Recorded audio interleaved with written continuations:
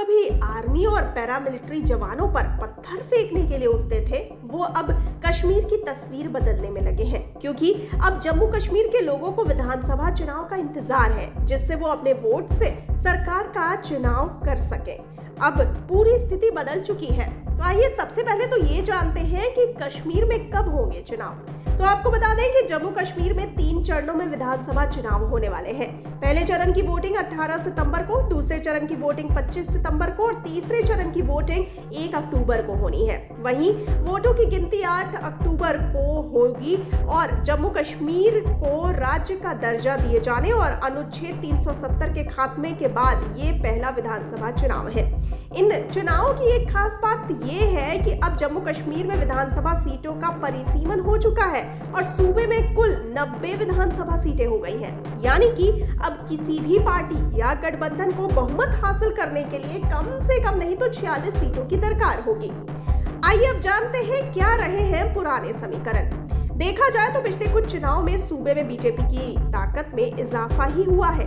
2002 के विधानसभा चुनाव में बीजेपी ने मात्र 1 सीट जीती थी और उससे 8.57% वोट मिले थे, जबकि 2008 के चुनाव में पार्टी ने 11 सीटों पर जीत दर्ज की थी और 12.45% वोटों पर कब्जा जमाया था।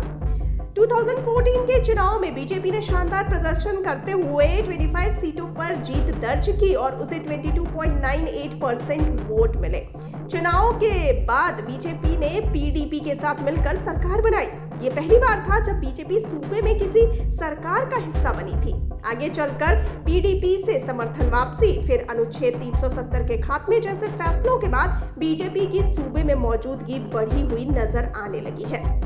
आपको बता दें कि जम्मू कश्मीर की चुनावी राजनीति के एक और बड़े प्लेयर का जिक्र बहुत जरूरी हो जाता है, वो है पीडीपी।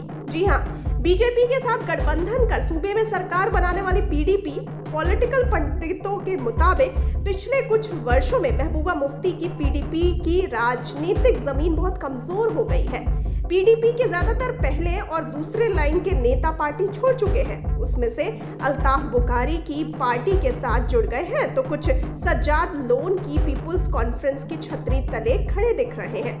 महबूबा मुफ्ती के लिए इधर कुआं उधर खाई वाली स्थिति बनी रही है। आइए अब जानते हैं कि घाटी में क्या खिलेगा बीजेपी का कमल। तो आपको बता दें कि बीजेपी ने पहले चरण की 15 सीटों में से 8 सीटों पर मुस्लिमों को टिकट दिया है।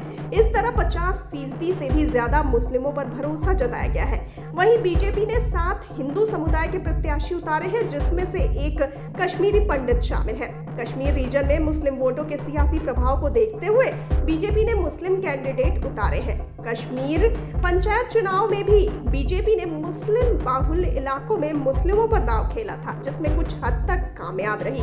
इसीलिए विधानसभा चुनाव में भी मुस्लिम पर भरोसा जताया है। लेकिन बीजेपी के रणनीतिकार भी अच्छी तरह जानते हैं कि जम्मू कश्मीर की राह आसान नहीं है। पॉलिटिक्स बहुत उलझी हुई है। वहां के लोगों ने पिछले 10 वर्षों में राजनीतिक दलों और नेताओं के चाल चरित्र और चेहरे को बहुत करीब से देखा है, बहुत कुछ महसूस किया है। ऐसे में वहां के लोग वोट की ताकत का किस तरह इस्तेमाल करते हैं, इसका इंतजार सिर्फ भारत के 1 अरब 40 करोड़ लोग ही नहीं, पूरी दुनिया कर रही है।